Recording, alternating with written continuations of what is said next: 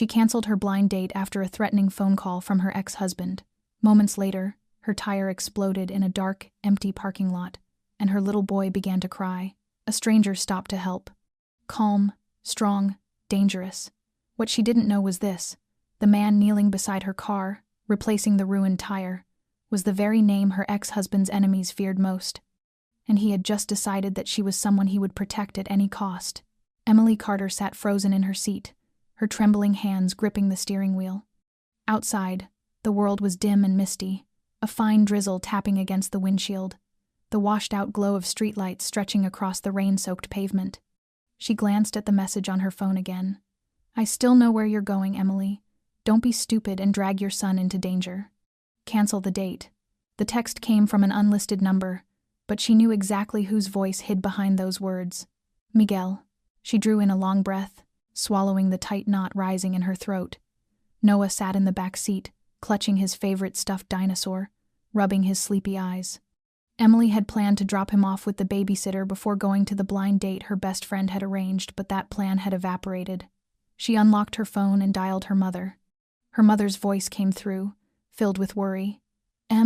Is something wrong, sweetheart?" Emily tried to steady her voice. "I'm okay. Mom, can you watch Noah tonight?" "I can't, honey. I'm at the hospital with Aunt Ruth." "What's going on? How's the date?" Emily paused, staring at Noah through the rearview mirror. "I canceled. Miguel texted me. He's still watching." Her mother's tone dropped.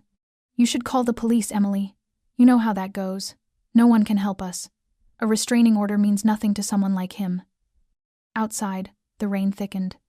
Emily hung up, tucked her phone away, and shook her head. She turned to Noah with the softest voice she could manage. "Let's stop by the store, okay? We'll grab a few things and go home." Noah nodded, unaware of the storm silently gathering around them. Emily started the car and drove toward the nearest market. She parked at the far end of the lot, where it was quiet and close to the entrance. After taking Noah inside, they quickly bought what they needed. But when they returned, everything went wrong. A sharp pop echoed the moment she started the engine. The rear left tire sagged, split open by a clean, knife-like tear. Emily stepped out, her knees nearly giving way when she spotted a small slip of paper wedged inside the shredded rubber. She pulled it free, her heart stopping at the sight of the silver snake tattoo, Miguel's old mark, the emblem of the cartel he once served.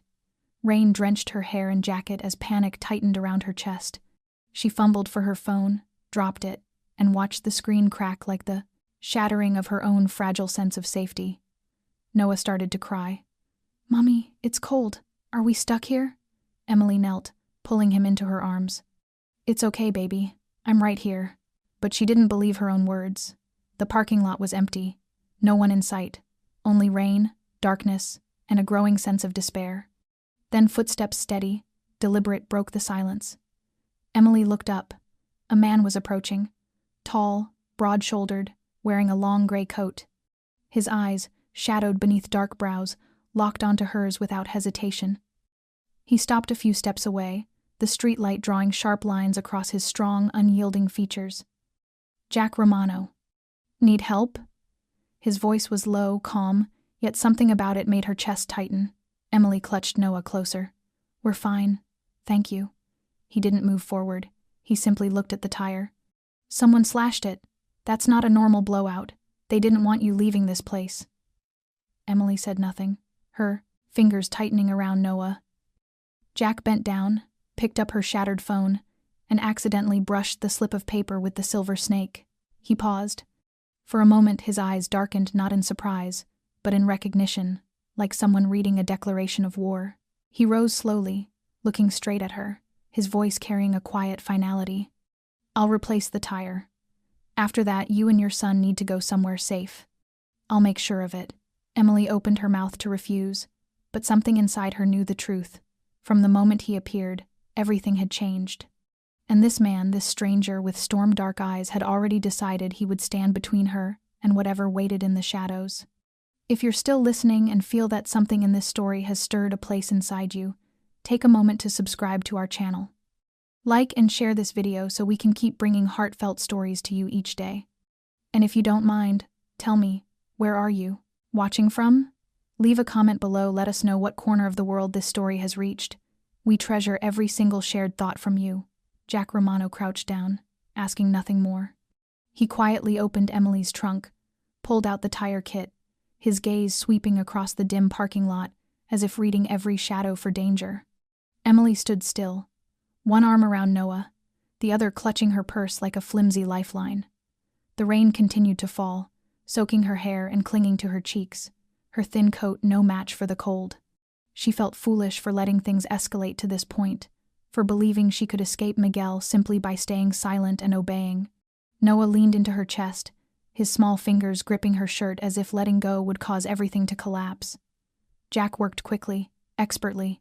He removed the ruined tire, checked the rim, and fitted the spare with practiced ease. He didn't speak much, only glancing at Emily once when she coughed. "You should put the boy inside the car. It's cold."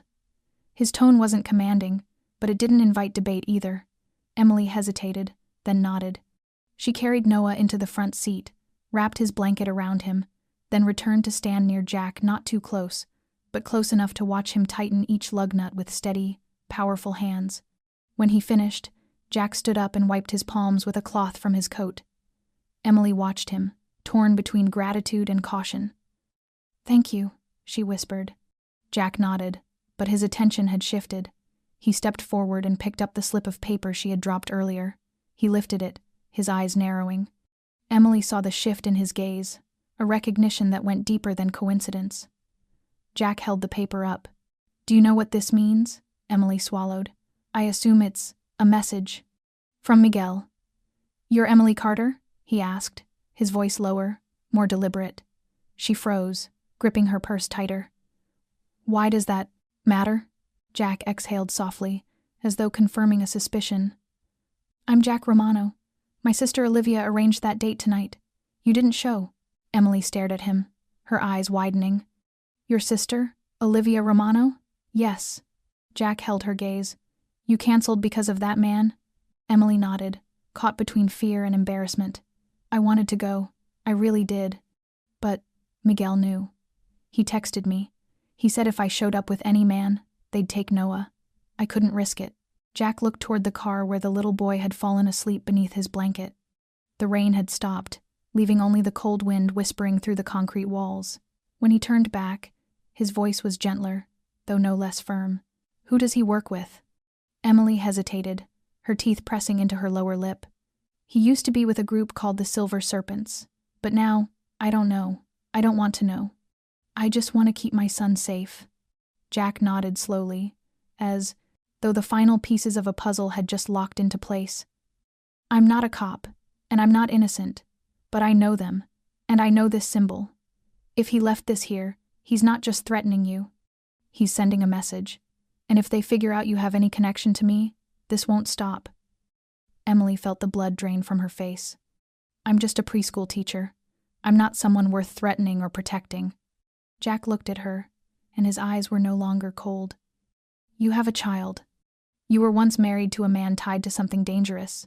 You're someone they consider valuable. And to me, you're in trouble, which means you shouldn't be alone." Emily didn't know how to respond. Part of her wanted to run from this strange man who had stepped out of the darkness, who seemed to know too much, who saw too clearly. But the other part, the part trembling, soaked through, exhausted, and desperate, silently thanked him for being here. Maybe it was fate, maybe it was disaster. But tonight, in the cold rain and fear, at least she and her son were no longer alone. Jack turned the slip of paper with the silver snake between his fingers, his eyes darkening as if he'd just glimpsed an old ghost. He didn't need to ask for confirmation. The symbol was carved into his memory like a survival warning. It wasn't just a tattoo, but the mark of a force that had spilled blood and fire across the American Southwest, a cartel that trafficked drugs and weapons, known as the Silver Serpents Cartel. He slipped the paper into the inner pocket of his coat, then turned to Emily, his voice low and quiet but carrying an unmistakable weight. "Do you know if Miguel still talks to anyone in that organization? When was the last time?" Emily stood still, her wide, frightened eyes looking as if the question had dragged her back into a dark place she had tried to bury. She shook her head slowly, as if answering too fast would make everything collapse. I don't know. He disappeared over a year ago. I thought he was dead. The police found nothing. And then 3 weeks ago, he started texting.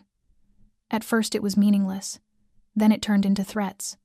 He said I knew where the documents were. He said I had something he needed. Jack studied her, reading every small flicker across her face. What documents? Emily shook her head again, this time faster and firmer. I don't know. I never saw anything. When we still lived together, he never let me touch his computer or paperwork. I thought he worked in investments at first. But then I started seeing more cash, then blood on his shirts, and his friends were men I could never look directly at. When I asked questions, he slammed the table.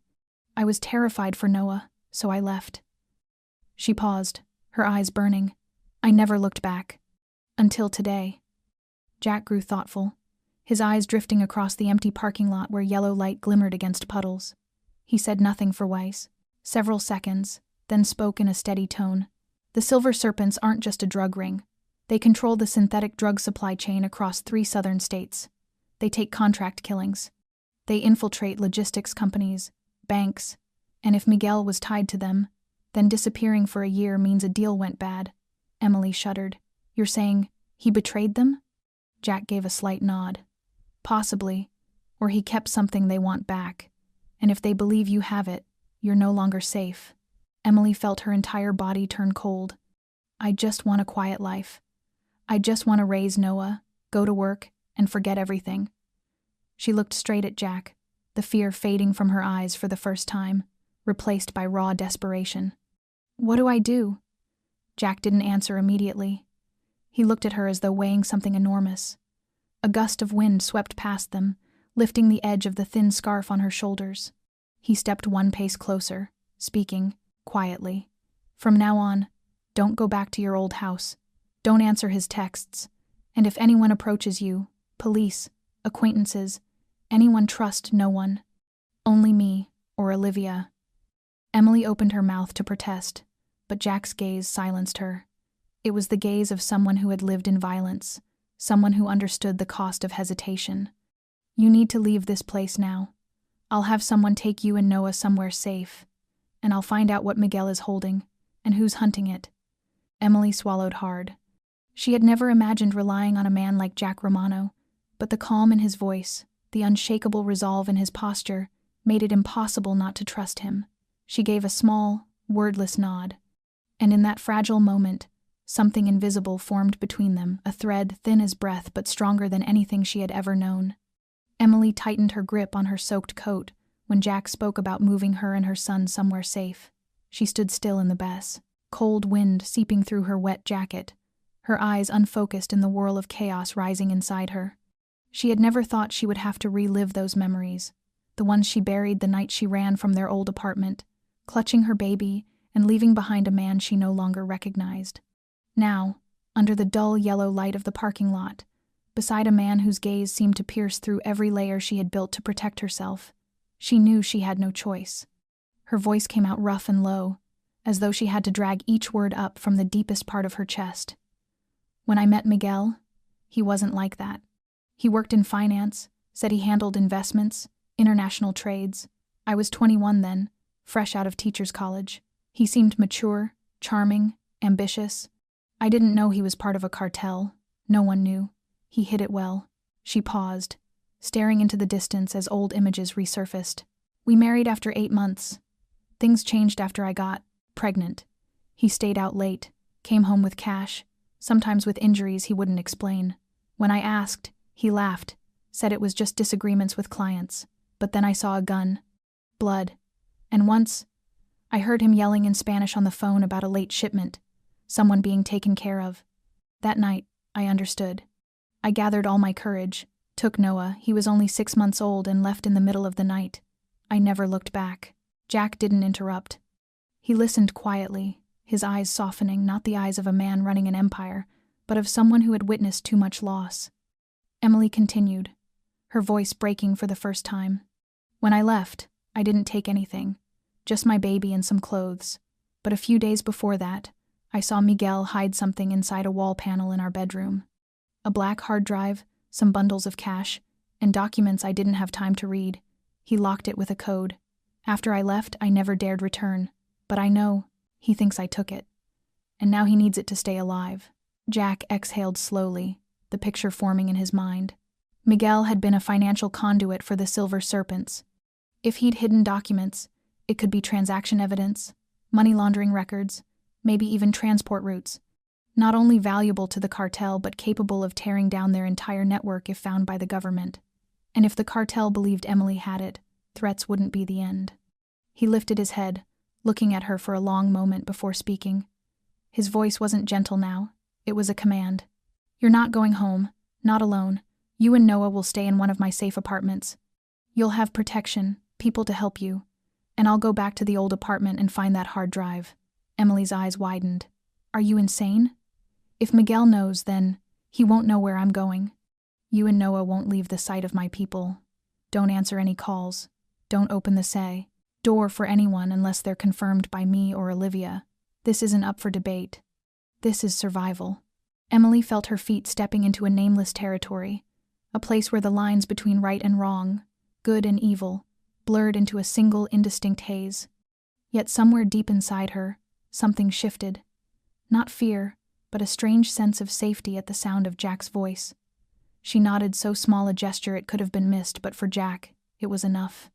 He pulled out his phone, typed quickly, and within seconds a black SUV appeared at the far end of the parking lot. The door opened, and a man in a leather jacket stepped out, saying nothing, only giving Jack a small nod before opening the rear door. Jack turned back to Emily. Get in. Noah needs rest. And I have work to do. She held Noah, still sleeping, against her shoulder, and stepped into the SUV without a word. As the door closed and the vehicle rolled away into the night, Jack remained where he was, his shadow stretching long beneath the lamplight, his eyes following the car. He knew the night would not end in silence. It was only beginning. And if Miguel Torres truly had hidden something valuable enough to make the Silver Serpents tear the city apart to find it, Jack would get to it first, not for the world, but for the woman who had stood trembling in the rain and still chosen to tell the truth, and for a little boy who deserved to grow up in a world where evil did not win. The SUV carrying Emily and Noah slipped quietly into the sparse late-night traffic. Inside, Emily sat rigid, clutching her son as though it were pure instinct. The man driving didn't speak, his focus absolute, his eyes flicking between the road and the rearview mirror. Under the passing glow of streetlights, his face revealed sharp lines of focus and resolve. Emily knew she was being protected, but that didn't stop the pounding in her chest. She wondered whether her decision had made everything worse, whether someone was already following them, whether she had just pulled Noah into a storm even more terrifying than Miguel. Back at the parking lot, Jack stood in the dark for several minutes after the SUV disappeared, then pulled out his phone and dialed a familiar sequence. His voice was low and clipped. Send Team 2. Shadow the Tahoe. Make sure no one tails them. Miller takes over at Apartment 9, Garden Crest. Level 2 security, double gate access. Entry only with my code.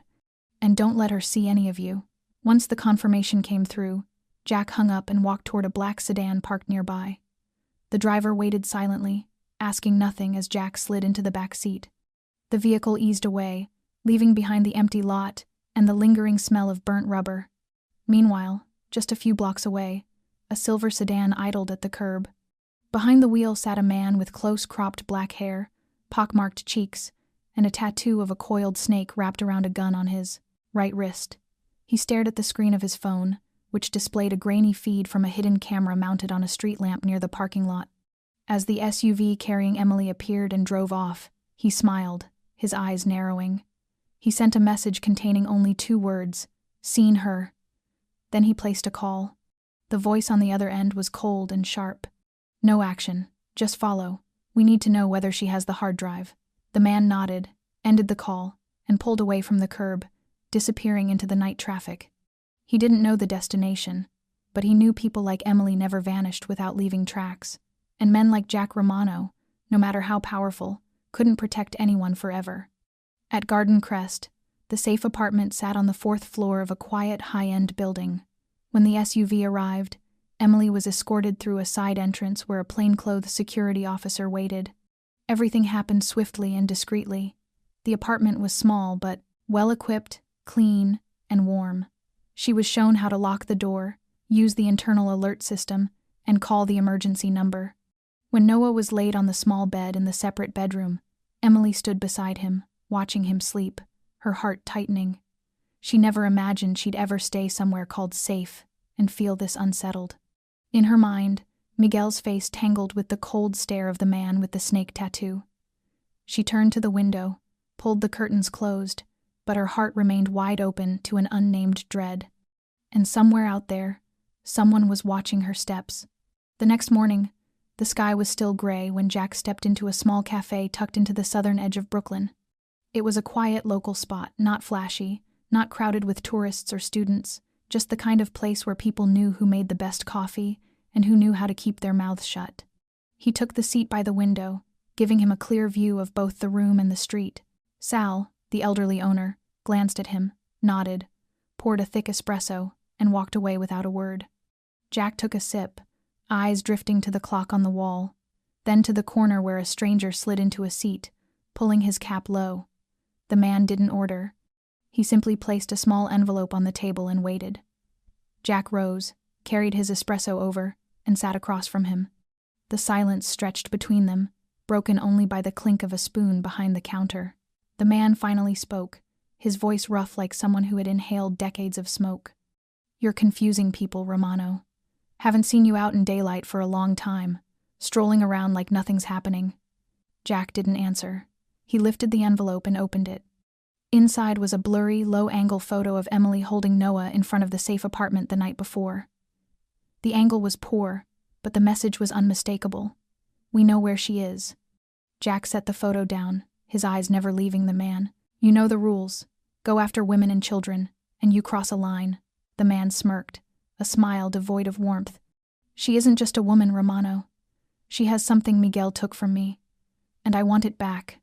Don't make me push this further." Jack nodded slightly, as if patiently waiting for that very sentence. "If you think she has what you're looking for, why come to me? Why not find it yourself?" The man leaned back, arms folded. "Because you're involved. And because the people I work with want to keep things quiet. If you hand her over, this ends softly. If not, I can't promise someone won't start shooting." Jack pressed his lips together, his eyes deepening like the surface of a dark lake. "You think you can threaten me with blurry photos and cheap words? I've seen more blood than any of you, and if you want a war, I'll bring hell to your doorstep." A heavy silence settled. The smirk faded from the man's face.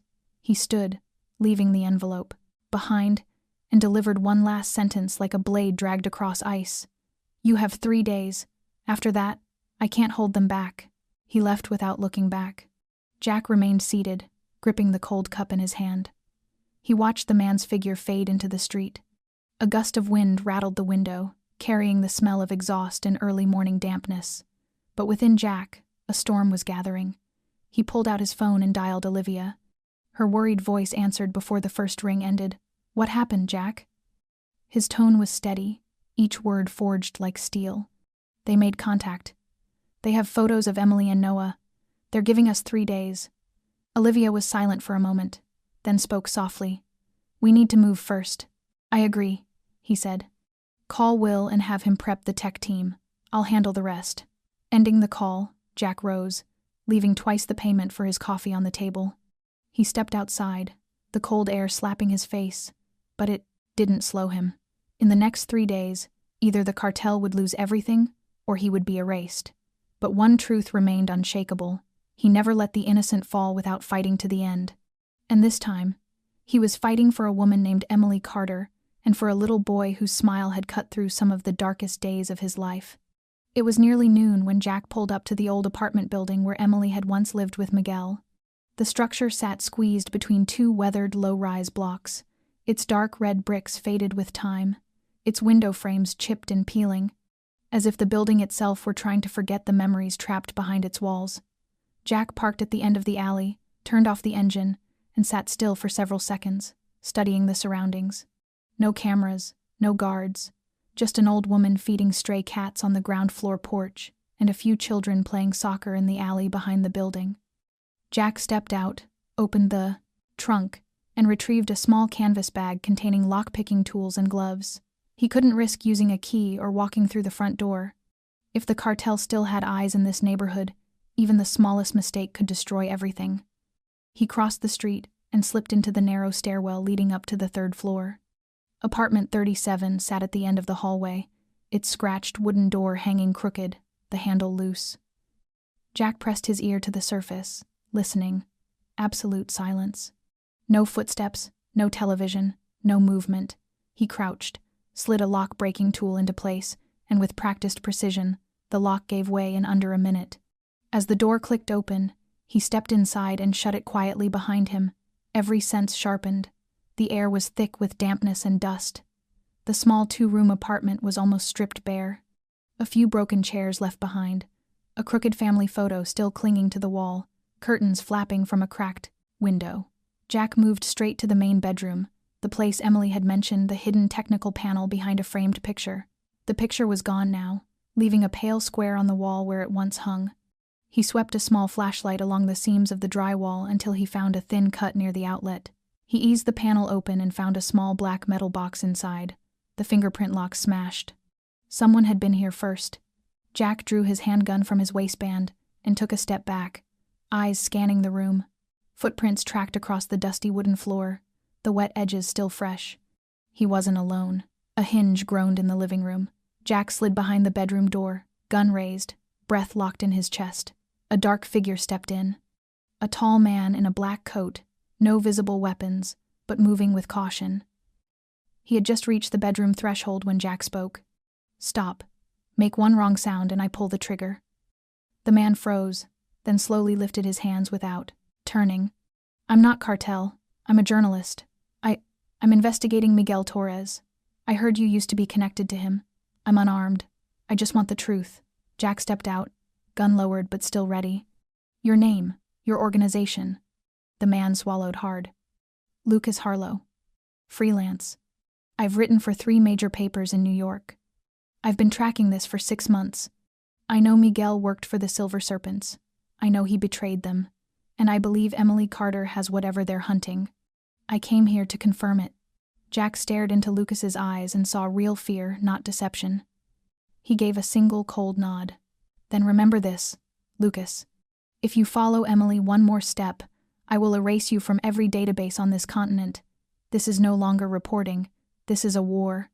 And you just walked into a place you don't belong." Lucas nodded rapidly and backed out of the room. Only when his footsteps faded down the hall did Jack return to the hollow cavity in the wall. Inside, the empty box lay a single scrap of paper taped to the bottom, a handwritten string of numbers. Nothing else. But to Jack, that number was a clue, a coordinate, or a code. And he knew the game had begun, and time was slipping away. That afternoon, Emily sat on the sofa in the safe apartment, late sunlight leaking through the thin curtains in quiet streaks. Noah slept deeply in the next room, but she couldn't close her eyes for even a minute. Everything since last night had happened too fast, too sharply. But what unsettled her most was Jack Romano. Every time he appeared, something in his calmness made her feel safe despite the fact that nothing about him resembled any man she had ever met. She no longer questioned his kindness, but she couldn't understand why someone like him would care so much about her and her son. The doorbell chimed softly. Emily opened the door to find Jack standing there, coat damp from the passing rain, holding a paper bag. He handed it, to her warm meals, soft bread, milk for Noah. She smiled faintly and stepped aside for him to enter. The apartment felt eerily quiet, as though sealed off from the dangerous world outside. Jack set the bag down, removed his coat, and looked at her, something assessing flickering behind his eyes. "You holding up?" She nodded and stepped closer, her voice quiet but steadier than before. "Yesterday, when you stood there, watching the car take me and Noah away, I kept wondering, why?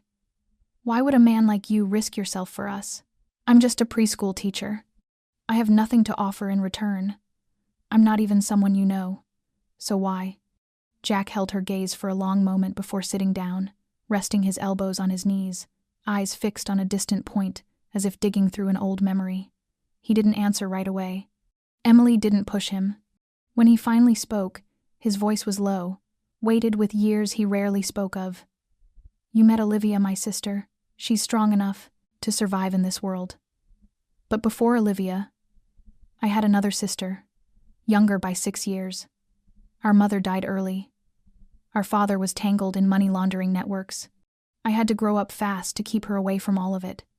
But one day, when she was 16, she got pulled into something I couldn't save her from. She died because she witnessed a drug deal. He paused, his hand tightening. No one was charged. No one held accountable. Everything was erased, paid off, buried. That day I learned a truth. Sometimes, to protect someone, you have to become what the monsters fear. Emily sat silently, breath caught. Her heart clenched at the grief behind his words. Then, who are you really, Jack? Not just Olivia's brother. Not just the man who helped me in a parking lot. Who are you in the world I haven't even seen yet? Jack met her eyes. I'm someone men like Miguel are terrified to name. I used to lead an independent strike unit, not government, not officially, sanctioned, hired to dismantle underground narcotics networks. I worked for people behind cases the public never hears about. And when I walked away, I kept the connections. Not to get rich, but for moments like this. Emily didn't look away. For the first time, there was no fear in her expression, only a quiet, profound trust. I know you're dangerous. I know you don't belong to an ordinary life. But I also know, if there's anyone who can protect Noah, it's you. Jack said nothing. But when their eyes met in the stillness of that small apartment, something shifted. No longer strangers, no longer two people masking what hurt them, but two souls learning to trust, fragile as thread, yet stronger than any promise. And that fragile trust was the beginning of everything. Jack left the safe apartment only after Emily and Noah had fallen asleep, posting a guard outside their door. He drove across town to a nondescript office building on the city's west side, once a meeting point between him and federal agents during his off-the-books years. He rode the elevator to the 12th floor, and soon sat across from senior federal agent Howard Briggs, a salt-and-pepper-haired man adjusting his glasses as he glanced at the file Jack placed before him. Information on Miguel Torres, Briggs said, brows knitting. Some of this we know, but if what you're saying is true, whatever he hid could get a lot of people killed. But without a court order, we can't act. His old apartment doesn't belong to any recognized owner anymore. If you want an official investigation, we need evidence. Jack leaned back, eyes fixed on Briggs. What about surveillance? Cartel operatives stalking an innocent woman and threatening a child? How much more do you need to intervene? Briggs sighed, tapping the desk with a finger. You know this game better than anyone, Jack. You taught me that the law only protects those who fit the right timing, place, and status. In this case, Miss Carter isn't a registered witness. Miguel hasn't been charged. And you're no longer inside the system. Jack rose, reclaiming the file, his gaze not angry, only resolute, cold. Then I won't wait for you. I'll act my way. As he turned, Briggs called after him softly. Be careful, Jack. Sometimes the thing you're trying to save is the thing that costs you everything. Jack didn't respond. He stepped into the hallway, closing the door behind him like sealing off an old life. And in that moment, he knew every boundary had been erased. There was no turning back. He would have to get Emily and Noah out of sight, and he would have to destroy whatever hunted them before it reached her first. That night, the wind rose hard, the clouds pressing low, as if trying to swallow the entire city in a thick shell of darkness. Jack parked his car at the end of the alley behind the old apartment complex, engine dead, interior lights off. He wore a black leather jacket, thin gloves, and a low baseball cap that shadowed half his face. At his hip hung a suppressed handgun, and in his pocket rested a cold steel folding knife. He didn't bring his men with him tonight. This was something he wanted to do alone, something requiring silence, speed, and the kind of precision that left no room for mistakes. He moved quickly past the rusted iron fence and slipped into the back entrance, his rubber-soled shoes touching the rotting wooden steps without a single creak. The steel door had once been locked, but not to him. With a thin strip of metal and a practiced twist of his wrist, the lock yielded with no sound at all. He slipped through the narrow hallway, the air thick with dampness and old wood, the flickering hallway light threatening to die. Apartment 37 sat as still as it had the last time he was here. But tonight he came prepared. Before entering, Jack inspected the lock and door frame carefully, then dabbed a thin layer of special adhesive on the surfaces. Any intrusion after him would break it. Only then did he push the door open and step into complete darkness. The room had not changed. Empty, dusty, still carrying the remnants of Emily's past like a memory trapped between cracked walls and the stale smell of cheap cigarettes embedded in old fabric. Jack clicked on his flashlight and traced the bedroom wall to the cavity that had been pried open before. The metal box inside remained empty. But that wasn't why he was here. He remembered what Emily had told him. Miguel hid things in layers, never in one place. Jack began checking every corner, removing outlet panels, tapping along the walls to hear for hollow spaces, listening for anything out of tune. After almost 15 minutes, while inspecting a floorboard near the window, he found a narrow scratch just enough for a fingernail to slip into. He drew his knife and lifted the board with a soft snap. Beneath it was a small compartment wrapped in sealed plastic. Jack pulled out a black leather pouch and unzipped it. Inside was a silver USB drive, 3 tightly bound stacks of crisp cash, tens of thousands at least, and an old slide phone with no SIM, no battery, and a small engraving on the back, SS-17. He packed everything carefully into his bag. Then he stood, eyes sweeping the room for anything else he might have missed, but there was nothing. As he turned toward the door, a faint sound drifted up from the floor below a footstep or something being moved. Jack cut the flashlight instantly, pressed himself against the wall, gun drawn. The noise stopped. He waited. 5 seconds, 10, 20. Wind slipped through the cracked window, distorting the silence, but no figure appeared. Maybe a rat, maybe someone tracking him. But Jack knew ever since the photo of Emily had been sent, every move he made was under someone's watch. He checked the adhesive at the door. Still intact. No one had entered after him. He left the building, through the same route, never looking back, his figure swallowed by the thickening night. In his bag now lay the only evidence that could expose what Miguel had done, and the very thing anyone in the Silver Serpents was willing to kill for. Jack knew the game had shifted into its deadliest phase. No retreat, no time left for caution, only action and consequence. When Jack returned to the safe apartment, it was long past midnight, but unease pressed harder against his ribs with every step. He entered the lobby with eyes scanning everything, the working cameras, the unchanged guard at the desk, but something felt faintly off. He moved quickly to the 4th floor, hand already resting on the grip of his gun beneath his jacket. Apartment 9 remained shut, no signs of forced entry, but the silence inside was wrong. Too still. Jack tapped 3 times the coded knock Olivia had established. No response. His pulse tightened. He unlocked the door, slipped inside, and closed it behind him. The apartment was empty. The small lamp beside the sofa still glowed, but the blankets were untouched. The bedroom stood open, empty. His eyes swept the kitchen counter, a fallen glass of water, and a thin trail of blood leading toward the back exit. Jack forced his breath steady and dialed Olivia. Her voice hit him fast, sharp. Emily and Noah were taken 10 minutes ago. 2 armed intruders through the maintenance shaft. One of ours took a bullet to the shoulder, the other lost track of them. They're heading toward the Queen's scrapyard. Jack said nothing. He bolted down the hallway, taking the stairs 3 at a time. 10 minutes later, his car tore through the streets like a blade through fabric. That scrapyard was a maze of rusted steel and gutted cars, a place where stolen vehicles were stripped before their parts hit the black market. Isolated, noisy by day, heavy with deathly quiet by night. Jack activated the encrypted radio, summoning 2 rapid response teams. He couldn't wait. He wouldn't let Emily and Noah become 2 more names on a list of tragedies he owed vengeance to. By the time he arrived, the rain had passed, leaving the air thick with moisture and the scorched scent of oil and rust. From a distance, he saw the white van parked beside the massive hydraulic crusher. 2 guards, one smoking, the other digging through the back of the van. No, Emily. No, Noah. Jack signaled Team 1 to approach from the north while he and Team 2 circled through stacks of compressed cars rising like iron walls. They had no idea they were surrounded. Once the signal was given, it took less than 50 seconds. A small distraction charge detonated among the discarded tires, drawing the guards' attention. Jack sprang from the left, his Glock firing 3 silent shots that dropped the primary target before he could blink.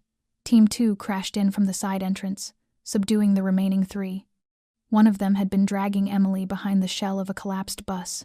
When Olivia seized his arm and slammed him to the ground, Emily lay face down, mouth taped, eyes wide with terror.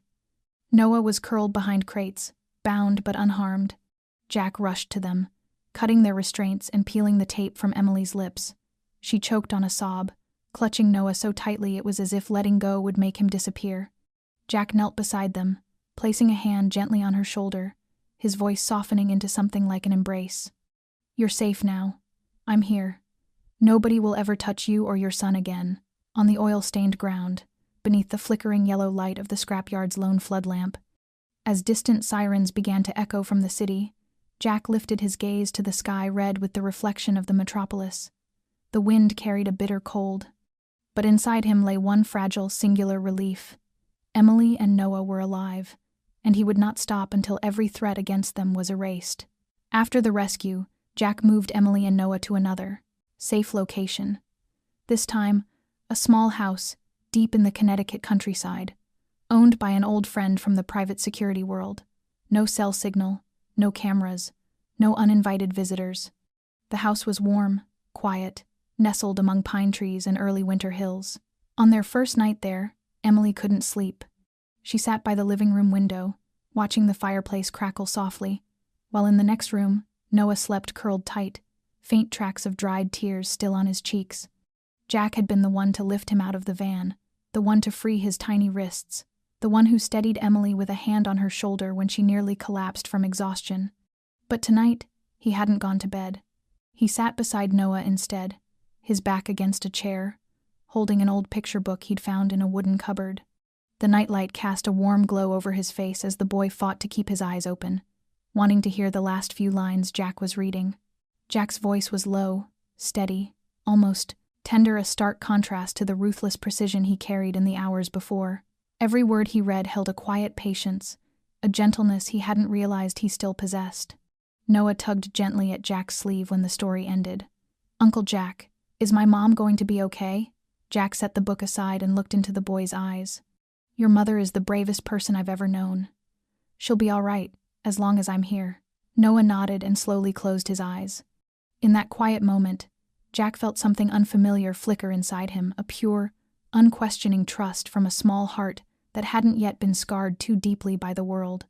The boy wasn't afraid of him, didn't question him, didn't judge him. He simply believed. And that belief softened something in Jack, like a thin crack forming across the armor he had spent years building. The next morning, Jack was the first to wake.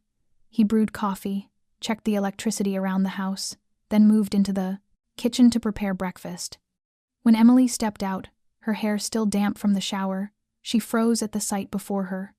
A broad-shouldered man with hands that had once tightened a trigger without hesitation, now gently flipping pancakes, a neat plate of sliced fruit beside him, and Noah grinning widely in his dinosaur pajamas. Emily stopped at the doorway, her eyes suddenly stinging for reasons she couldn't name. Maybe it was emotion. Maybe it was the first time in months she'd seen her son laugh for real. Jack turned and caught her gaze. He gave a faint smile. "Did you sleep?" She walked closer and nodded. She looked from her son to Jack, her voice soft but steady. "You didn't abandon us. You risked your life for two people who were practically strangers." "Why, Jack?" He grew quiet, his eyes dimming. When he finally spoke, his voice carried the rasp of years marked by loss. "Because I know what it feels like to lose someone you love and not be able to do a damn thing. I won't let anyone else go through that. Especially you. And your son." Emily stepped forward, her fingers brushing the back of his hand. In that brief moment, with the fire crackling, the soft smell of breakfast in the air, and the gentle eyes of a child watching them from the table, something took root. Not love in its ordinary shape, but a fragile trust, a small ember of warmth nudging its way into the cold. Jack didn't say another word. But Emily saw it in his eyes, a promise unspoken, that he would not walk away, would not leave them behind, not until every shadow haunting them was gone. And though the future remained uncertain, for now, in that small house tucked deep within snow-dusted pines, three people who had once been strangers found something steady enough to start again. That afternoon, as snow drifted softly outside the window, Emily stood alone on the wooden porch behind the house. She pulled Olivia's thick gray sweater tighter around her, though the cold, seeped into her chest anyway. The late daylight coated the pine forest in gold, breathtakingly beautiful, yet inside her everything felt heavy. From being kidnapped to being rescued, from holding Noah as if he might slip away again to sitting across from Jack at breakfast that morning, everything had moved too fast for her to catch her breath. And in that swirl, one truth rose painfully clear. Everyone who came close to her suffered. Anyone. Her mother, who had fought for custody against Emily's father, died in a car crash just months after Noah was born, a crash Emily still suspected had been a warning from Miguel. Her closest friend, Julia, who had helped her escape that controlled life, had to move states and live in hiding after being threatened. And now Jack, the one man with no reason to stay, who had pulled her out of the pit she hadn't meant to drag anyone into, was staking his life in a blood-soaked game she never wanted anyone to touch. Emily gripped the porch rail, her breath trembling in the cold. She heard footsteps behind her light, familiar. Jack didn't speak. He simply stood close enough that if she swayed, he'd be there. She didn't turn. Her voice was barely more than a whisper, nearly carried off by the wind. "You shouldn't be here, Jack. You should leave before this gets worse, before you get dragged into something I can't stop." He didn't answer right away. He watched her small frame, her loose brown hair tugged by the wind, then stepped forward, slow but resolute, standing beside her. "You didn't pull me into this, Emily. I chose to stay." She turned toward him, her eyes rimmed red. "But people around me get hurt. All of them. No one walks away whole. I'm a burden. A wound that keeps bleeding onto anyone who tries to help. My mom, my friends, now you. And Noah, he has to grow up in the shadow of his father's past. I don't want one more person broken because I exist." Jack didn't move away. His hand rested on the railing beside hers, warm, steady. "You're not the cause, Emily. You're the one who survived. You protected your son when no one else stood with you. The damage didn't come from you, it came from the people who chose to harm you. If anyone is bleeding, it's because of their brutality, not your presence." She shook her head, tears spilling freely. "I don't know what's right anymore. I'm so tired. I just want peace. I just want my son to grow up without learning how to run." Jack turned fully, the depth of his gaze mirroring the quiet weight of a night after the storm. His voice dropped to a whisper, almost a vow. "Then let me be the one who stands between you and them. If it costs me my life, I'll still stand there. Not because you need me, but because I need you. I need to know there's someone in this world worth starting over for." Emily broke, not in weakness, but in release. She cried without restraint, letting the tears fall as she leaned into him, soft, quiet, like a gentle collapse after years of holding herself up alone. And Jack, the man who had been a storm to every criminal network he touched, stood in the cold winter dusk, arms around a woman who'd been shattered and still kept going, holding together the pieces of trust, slowly knitting back inside her. The day after the snowfall stopped, Jack left the cabin without many words. He only left a handwritten note for Emily, just a few lines, saying he would return in 3 days, and that everything would end. Not end in retreat, but end decisively, with no one left to threaten her or Noah again. He drove south, past ice-slick roads, to a place only the most respected names in the underworld ever stepped into, the basement of a rundown old restaurant called Valente's in Brooklyn. Outside, it looked like a tired Italian eatery, but underground, it had hosted 2 decades worth of the Northeast Mafia's most consequential meetings. When Jack entered, no one questioned him. The steel door closed behind him, his steps echoing across the old tiled floor. In the octagonal room paneled with dark wood, 8 men were waiting. Names like Russo, Mancini, Delgado, local kings with carved territories each watching him. Olivia was there too, silent in the corner, eyes sharp with caution. An elderly man with silver hair and a gray suit rose as Jack approached the center of the room. "Romano returns," he said. "The man who walked away from power, now coming back. And I assume it's not for money." Jack said nothing. He opened the leather bag and placed 3 items on the table: a USB drive, a stack of printed photographs, and the old slide phone. His voice was steady, but each word struck the room like a blow. "Inside these are the financial records, transport routes, and infiltration plans for the Silver Serpent's expansion north. Miguel Torres didn't just betray us. He sold our information to an international syndicate, feeding them, cross-border drug routes through Canada in exchange for eliminating anyone standing in his way. A low wave of whispers rose around the table.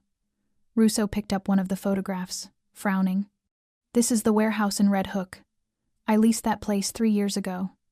It hasn't been used since," Jack nodded. "It's now the central intake point for shipments coming up from the south. And it will also be the place where this ends 3 days from now." He lifted his gaze, looking each man directly in the eye. "I didn't come here to ask permission. I came to inform you. Anyone who wants to stand with me, I need men, vehicles, supply lines, and weapons. Anyone who wants out, step aside." Olivia stepped forward and laid a map flat on the table, marking 3 locations in red. "The plan is divided into 3 days.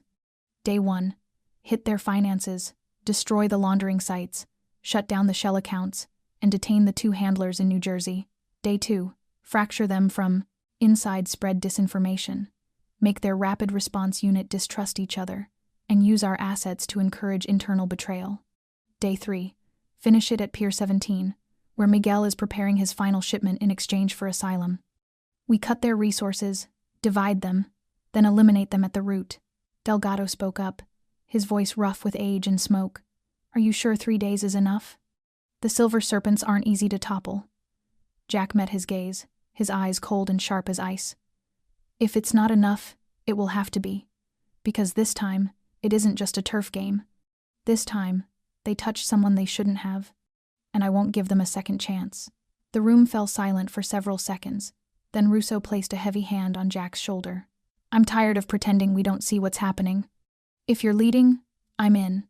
Delgado nodded, then another man, and another until a small circle was formed. Not out of hunger for power, but out of trust in a man who once walked away from it all, only to return for a reason none of them expected, to protect a woman and a child who didn't belong to this world. Jack picked up the USB drive and slipped it into his jacket. In the next 3 days, every person in the room would serve as a critical link in a plan with only 2 outcomes: a clean victory, or no one left to tell the tale. But for Jack, the choice had been clear long before this night. For the first time in his life, what he needed to protect wasn't a network, a territory, or a reputation. It was a home one where 2 people waited for him to return, and for that reason alone, he would not fail. At dawn on the first day, Jack stood atop a high-rise on the east side of Manhattan, the freezing wind slapping against his face, as if testing the resolve of the man who had just declared war on one of the most dangerous drug empires on the eastern seaboard. A small earpiece hummed in his ear Olivia's steady voice, flowing from the command van below. "First target is Orion Capital," she said, "a shell financial firm on the 6th floor of the Belgian Tower. That's where the Serpent's money gets scrubbed before heading to Cayman and Panama." Jack had no intention of letting a single dollar move today. The strike team split into 2 units, one entering through the service stairwell, the other walking through the main hallway with forged FBI credentials. Jack went with the hallway team.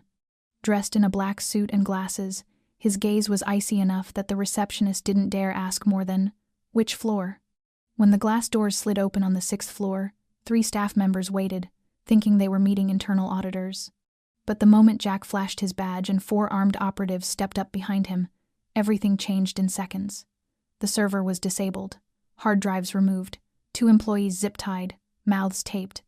One of them was the chief accountant, Vincent Lau, with direct access to the Serpent's virtual accounts. In the command van across the street, Olivia's fingers flew across the keyboard. Jack stood behind her, holding a paper cup of cold coffee, eyes fixed on the screen.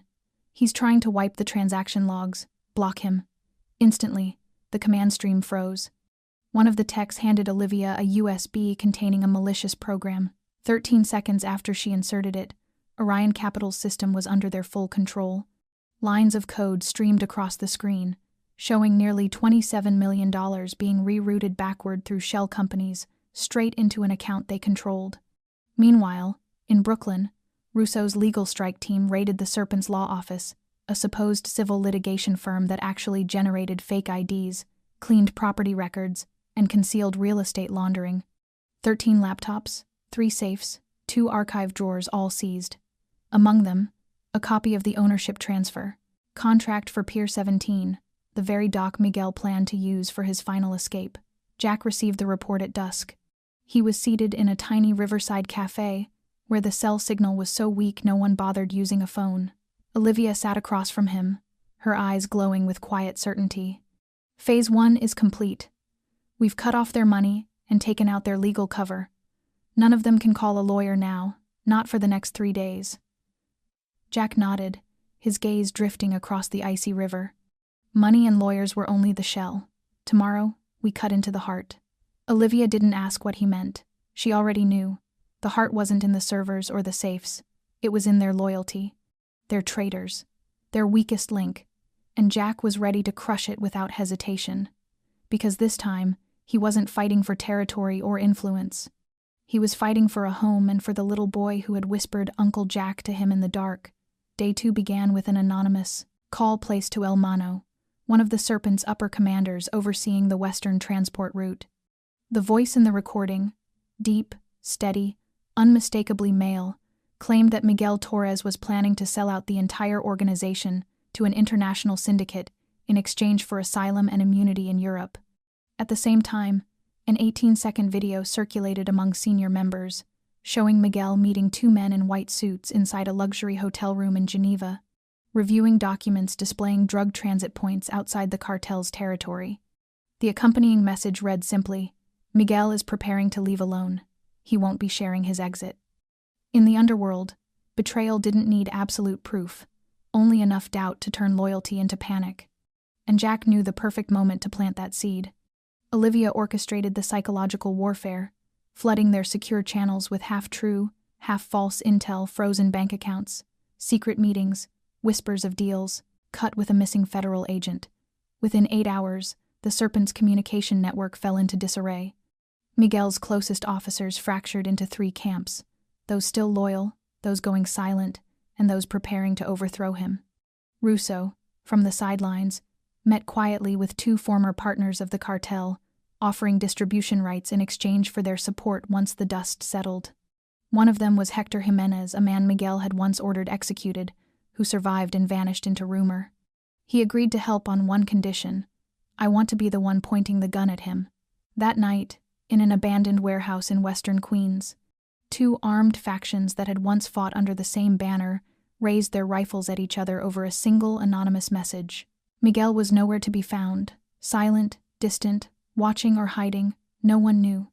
A cargo truck was set on fire in the middle of the yard, the flames a declaration that civil war had begun. From a distance, Jack and Olivia watched through drone footage as chaos unfolded without a single bullet fired by their side. He didn't need to kill every man, just make them doubt every man standing next to them. And in that moment, Olivia realized Jack's strategy was more than dismantling an organization. It was severing the bonds that held men built on blood and treachery together.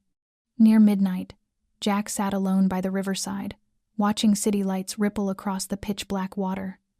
In his hand was an old lighter once belonging to a brother-in-arms who died in a purge years ago. Back then, Jack still believed he could walk away from all of this. But now he knew. Some battles won't let you leave. And if he had to step into the dark one more time, this time he would do it for the things he couldn't afford to lose. The Serpent's 3 major branches were no longer united. Miguel might still be hiding, but he no longer controlled anything. Tomorrow, Jack would end it all, not with messages, not with rumors, but with bullets, because Emily and Noah's survival couldn't depend on the enemy finishing each other off. And Jack had never been a man who waited for someone else to end his war. Dawn had not yet broken when Jack stood before the massive steel doors leading into the logistics sector of Pier 17, his long coat dusted with gunpowder, his eyes fixed on the satellite map glowing on the handheld screen. Ahead of him was the mobile command center where Olivia was directing 3 armed teams, all in position, all waiting for the signal. There was no time for caution now, no chance for a second attempt. Miguel had arrived at the pier the night before, carrying the last of his cash, his classified documents, and a heavily armed escape route. According to intelligence, he planned to flee the United States aboard a disguised cargo vessel scheduled to depart exactly at 6 a.m., and Jack had chosen the precise moment and the precise method to make sure Miguel would never leave alive. At 5:17 in the morning, the signal went live. From 3 sides, Russo's team stormed the northern warehouse, Hector's group hit the southern logistics yard, and Jack led the main assault threading through the central lanes of stacked containers.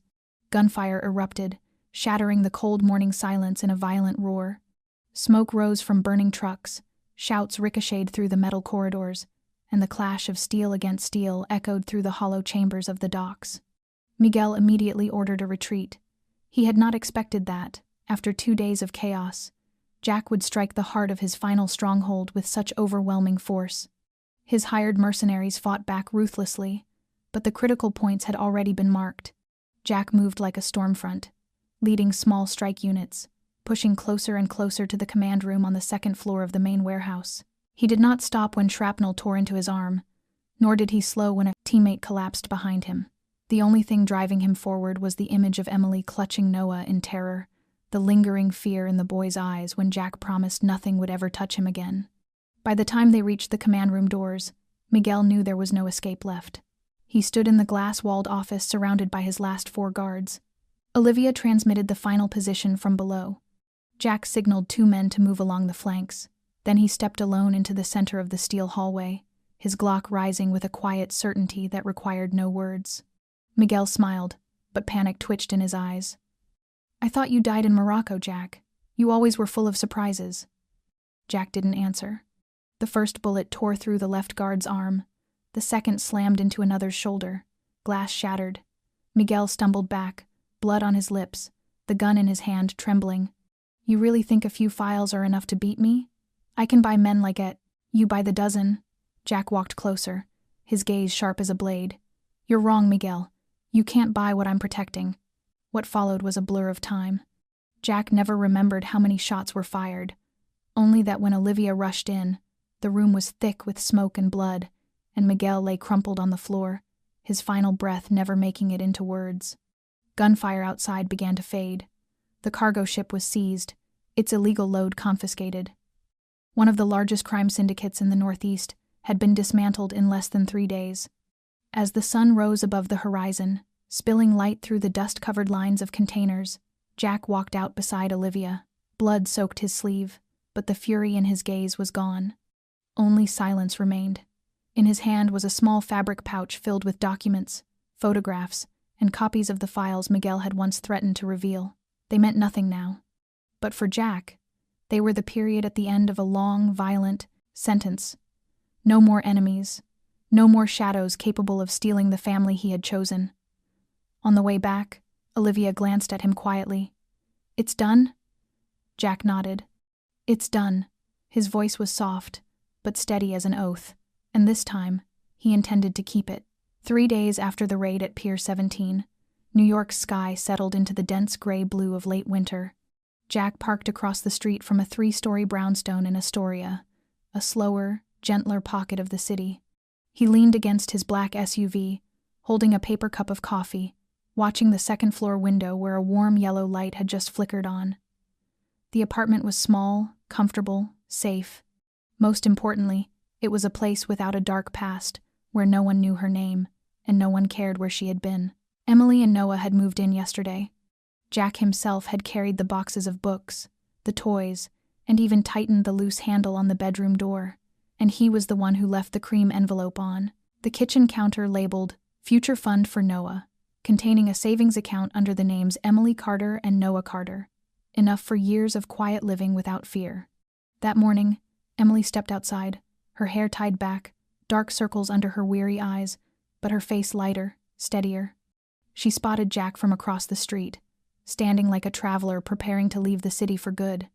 She crossed toward him, each step slow, full of emotions she didn't yet know how to name. He didn't look away, only lifted his gaze to meet hers, saying nothing. No words were needed. Everything had already been spoken in the look they shared. Emily clenched her coat sleeves, standing in front of him. "I don't know what to say. He cut her off with the faintest smile. "You don't need to say anything. I just came to make sure you two are all right." Then he pulled a key from his coat, not to the apartment but to a private bank safe. Inside were the remaining funds recovered from the operation, along with sealed, permanently locked copies of every document Miguel used to hold over her. Emily took the key, her hands trembling. She looked at Jack, her eyes wet but not breaking like before. You know, she said softly, I used to think I would live afraid forever, that Noah would never know what a peaceful night felt like. But yesterday, he slept through the whole night, and this morning he asked me if he could call you Uncle Jack forever. Jack stayed silent, something sinking deep inside his chest. Then he lowered his voice. I don't know where I'll be, but if he ever needs me, if you ever need me, all you have to do is call. Whether you want me in your life, or not at all, I won't disappear. Not from you. Not from him. Emily swallowed hard, stepping forward as if to close the space between them.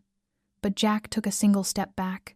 Not to push her away, only to honor the distance required when a man chooses to walk out of the light. He turned, climbed into the SUV, and before closing the door, said quietly, You're free now, Emily. No one is chasing you. No one is taking anything from you anymore.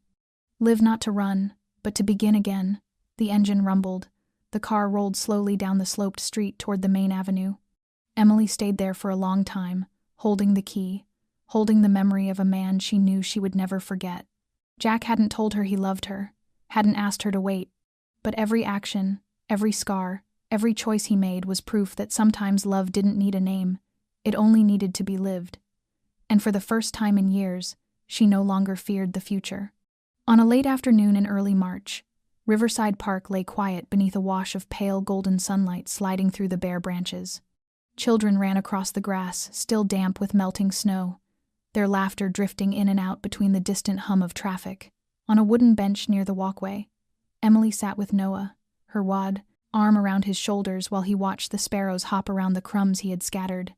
A short distance away, Jack leaned against the trunk of an old oak, his eyes never leaving the two of them, as if one blink might make something precious slip away. He had been gone a week, left no address, made no contact. But that morning, Olivia had sent him a brief message with 4 simple words. He misses you badly, and so he returned. No promises, no plans. Just a quiet afternoon in a park, peaceful in a way no battlefield had ever been for him. Emily saw him before Noah managed to turn around. She didn't say anything, only offered a small smile, the kind that carried a touch of sunlight in it. She called her son over, whispered something softly in his ear, and Noah spun around, his eyes lighting up the moment he spotted Jack walking toward them. Uncle Jack, I caught 2 birds today." Jack laughed, crouched beside him, and ruffled the boy's hair. "That's impressive, Noah. But remember, you're not allowed to chase them too close to the lake." Emily stood silently watching them, a feeling rising inside her that she couldn't quite name. After everything they had survived, the way Jack bent down to Noah's eye level, listening with a patience and gentleness no one would expect from a man shaped by blood and darkness, made her heart slow for a moment. When Noah ran off to join the other kids, Emily quietly asked, "Why did you come back?" Jack looked at her, his voice low and honest. "I'm not sure. Maybe because I never had a place worth returning to, until I met you. Maybe because, for the first time, I felt like I belonged to something instead of merely surviving." Emily didn't respond right away. She lowered her head, her fingers knotting together. "I used to think, if I had met you earlier, maybe everything would have been different. But then I realized, maybe we needed to walk through every wound to be brave, enough to stay." Jack nodded, his gaze softening. "I can't promise I'll get everything right. I have a past, a lot you don't know yet. But if you let me stay, I won't walk away again. Not as a protector, not as a shadow, but as a part of this life." Emily turned toward him, her eyes shimmering though her voice was steady. "I don't need someone perfect. I just need someone who won't let go, even when things get ugly." Jack fell silent for a long moment, then reached out and took her hand. Not tightly, not demanding, just firmly, like an answer without words. In the distance, Noah laughed as he caught a ball dropped by a friend, running toward them with rosy cheeks and his coat flapping open. When he got close, Jack murmured, "We don't have to tell him what today means. But if you want, every day after this can start with the same thing. I'll be here." Emily looked at her son, then back at Jack, squeezing his hand. In the quiet of that city park, a small family began to take shape, not by blood, not by paperwork, but by the simple act of standing beside each other when no one else would. And sometimes, that was enough. The afternoon drifted slowly through the fading light of Riverside Park, where children's laughter mixed with the soft whisper of wind threading through the bare branches overhead. Jack sat on the bench beside Emily, his eyes following Noah as he ran circles around the old fountain. Every few seconds, the boy turned back, as if to confirm they were still there, still watching, still not leaving him behind. When Noah stumbled and dropped to one knee on the damp grass, Jack sprang forward without hesitation. He knelt, brushed the dirt from the boy's jeans, then extended his large hand. Noah didn't hesitate. He grabbed hold, his tiny palm fitting perfectly into Jack's, as if it were the final piece of a puzzle finally set in place. In that moment, a beam of light broke through the clouds, shining not only across the Prisabetta park but somewhere deep within Jack himself. After everything, this wasn't redemption, nor was it the closing of a dark past. It was a beginning, a deliberate choice to be part of a child's life, a child not of his blood, yet capable of softening his hardened heart every time he smiled. Emily stood a short distance behind them, watching as though witnessing a picture she had never dared imagine. The man who had once walked out of the shadows was now holding her son's hand, taking slow steps as if the world itself had quieted to make room for peace. She understood that Jack's wounds hadn't vanished, and his past hadn't been erased, but she believed his presence in her life, and Noah's was right. Because in the way he knelt for her child, in the way he looked at her, there was something undeniably real, something alive, as if he had finally found a place to return to after a lifetime of being lost. Jack and Emily's story wasn't a perfect fairy tale, nor was it the kind of predictable tale that promised a neatly wrapped happy ending, but that is precisely why it resonates. Because sometimes, the most beautiful things in life come not from perfection, but from people who were once broken, yet still choose love, choose protection, choose to stay. And watching Jack walk hand in hand with Noah, we see the strength of redemption, the courage to begin again, and the heart of a man who has learned to put someone else above himself. Did today's story move you? Have you ever experienced a moment when a hand reaching out at the right time changed everything? Please share your thoughts in the comments below. We truly want to hear the feelings deep within your heart, because it's your honest reflections that give every story a life beyond its final line. If you found this story meaningful, don't forget to subscribe to our channel, click like, and share it to help spread more emotional, heartfelt, and humane stories every day. We promise to bring you more journeys filled with tenderness, sacrifice, and human connection. Wishing you good health, a joyful life, and peaceful days ahead. Thank you for staying with us to the very end. Goodbye, and see you in the next video.